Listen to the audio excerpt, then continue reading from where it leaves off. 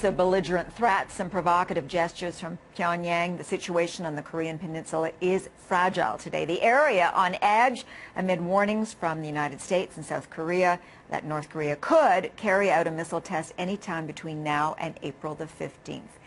Joining me from Washington is Clifford May. He is the president of the Foundation for the Defense of Democracy. So, Clifford, I guess my first question is, how concerned should we be?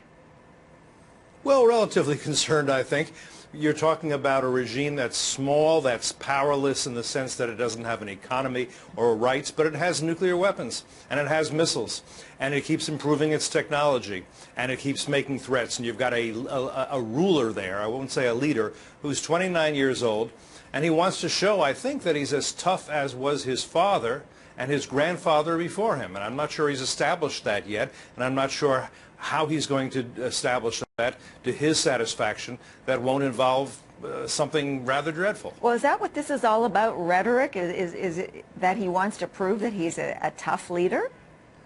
We don't know exactly, but I think that's part of it. When you're 29 years old and you've taken over from your father and grandfather, I think you probably do want to show at home and abroad that you are their equal and that you are tough. Now, what his father and grandfather were masters of is making threats and winning benefits as a result of that. They would essentially use threats as extortion, and the Americans and others would give them things, and they'd say, fine, we won that battle.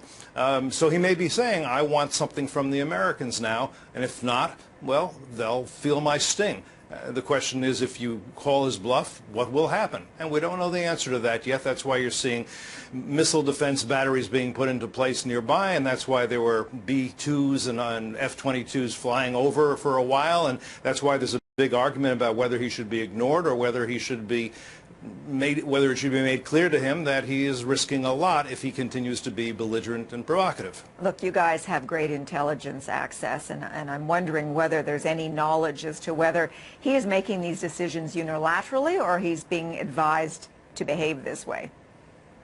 I think we don't have great intelligence on a place like North Korea. I would argue we have very little and we don't know a lot. I think the best thinking, and that's all you can say it is that he's got various generals and there are other people who have power, and I think he may either be pushed by them or he may want to, again, show them that he is equal to the mission that he has right now. But I don't think we really have a very good answer for. We don't have very good criminology. Let me put it that way. Well, is there any other country that does? Can China or Russia help at this point?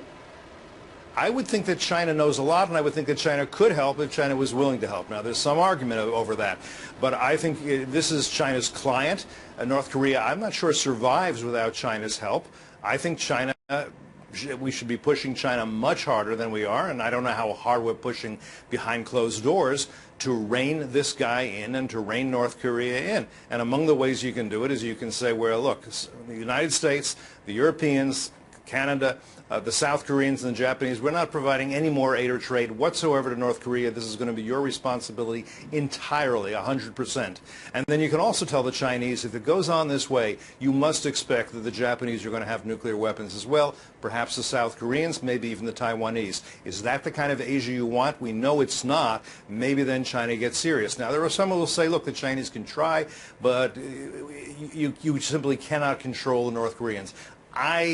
I'm dubious about that particular hypothesis. Okay, I hope you're right. Clifford May, thank you so much.